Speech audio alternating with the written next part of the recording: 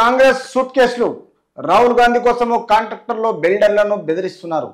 తెలంగాణ ఎన్నికలకు కర్ణాటక నుంచి సూట్ కేసులు వచ్చాయి. ఇప్పుడు తెలంగాణ నుంచి ఢిల్లీకి వెళ్తున్నాయి. 6 గ్యారంటీల అమలు ఏమైంది? బీఆర్ఎస్ కేసీఆర్ అక్రమంపై రాష్ట్ర సర్కారు చర్యలేవి? కేంద్ర మంత్రి బీజేపీ రాష్ట్ర అధ్యక్షుడు కిషన్ రెడ్డి సూటి ప్రశ్నలు. అంటే నువ్వు అధికారంలో ఉండి నువ్వు వీకేసేది ఏం లేదు, కానీ ఈరోజు కేంద్ర రాష్ట్ర మంత్రి ఉన్నావు కాబట్టి ఈరోజు కాంగ్రెస్ వచ్చిన అధికారంలోన 70 రోజులలోనే ఇక్కడ పనులు కాకుండా 6 గ్యారంటీలు కాకముందుకే సూట్ కేసులు వచ్చినాయి. ఏడ కనిపించినాయి నీకు? మరి ఏదో బయట పెట్టు, ఓపెన్గా బయట పెట్టు, తెలుస్తుంది.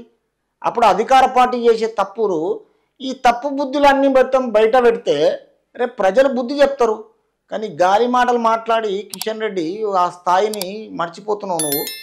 తెలంగాణలో బాగుపడి హ్యాట్రిక్ బాగా బ్రహ్మాండంగా ఈ అంబర్పేట్ కాన్స్టిట్యున్సీ నుంచి ఇన్నిసార్లు గెలిచి నువ్వు ఎవరెవరిని ఎక్కడ దొక్కావు, ఏం చేశావు మొత్తం అందరికీ తెలిసి ఇలా గాలి మాటలు మాట్లాడక ఇవన్నీ ఎవడో నమ్మేటట్టు లేరు ఈ రోజులలో.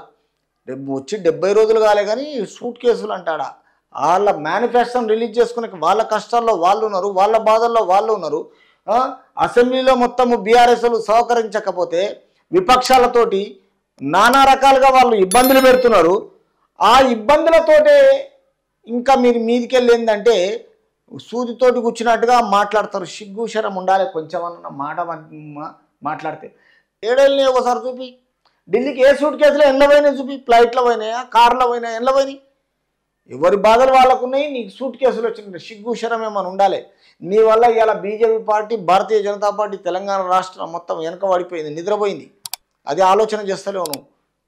రాజకీయంలో ఉన్నావా, ప్రజాక్షేత్రంలో ఏమైనా గాడిదలు కాస్తున్నావా, అది అర్థమైతలేదు. వచ్చిన 70 రోజులలో అన్నీ ఇంత తొందరలో అయిపోతాయి, అమలవుతాయా? అక్కడ ఖజానా ఉన్నదా లేదా అని చూడకుండా వాళ్ళు ఇచ్చారు మేనిఫెస్టో, వీళ్ళు ఇచ్చారు మేనిఫెస్టో, కానీ అధికారంలోకి వచ్చింది 10 సంవత్సరాలు వెయిట్ చేసిన కాంగ్రెస్ పార్టీ. మరి వాళ్ళకి టైం ఇవ్వకూడదా? కొంచెం రాజకీయ అవగాహనతో మాట్లాడాలి. ఒళ్ళు తెలుసుకొని ఎంత మిడిమిడి జ్ఞానం మాటలు మాట్లాడొద్దు.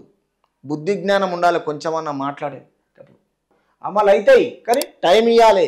నీ అంత ఈజీగా మనుషులను చేయెత్తి చూపిస్తే రేపు వాళ్ళు అంటారు నీ ఈపు నీకు కనిపిస్తలేదు, గురిగింత 40 తిరగదంట. నువ్వు ఇన్ని సంవత్సరాల నుండి నువ్వు వీకేసింది ఏముంది ఇక్కడ తెలంగాణ ప్రజలకు? ఏం చేసినావు? నమ్ముకున్న కాంగ్రెస్ పార్టీ కార్యకర్తలను మొత్తం నిలువున మోసం చేసిందే నువ్వు. ఈరోజు బండి సంజయ్ నీ వల్లనే మార్పిడి జరగవలసి వచ్చింది. యూత్ అంతా మొత్తం నిద్రపోయేటట్టు చేసిందే నువ్వు. ఈరోజు కాంగ్రెస్ పార్టీని అంటున్నావు సూట్ కేసులు కర్ణాటకకి వెళ్ళి వచ్చినాయి, ఢిల్లీకి వెళ్ళి వచ్చినాయి, ఢిల్లీ పోతున్నాయి, తెలంగాణకి వెళ్ళని సిగ్గు లేకుండా చెప్తుంటాడు. తర్వాత కొంచెమన్నా ఉండాలి, బుద్ధి జ్ఞానం ఉండాలి. అబ్బో ఏం తెలివైనోడు అంటే మామూలు తెలివైనట్టు కదా వాళ్ళకి.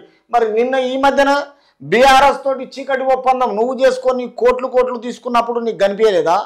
పోనీ ఢిల్లీ లిక్కర్ వ్యాపారంలో కవితక్క చేసిన వ్యాపారాన్ని మోడీ దాకా తీసుకెళ్ళి ఈరోజు బీఆర్ఎస్ మొత్తం అండ్ బీజేపీ ఒకటి కాలేదా?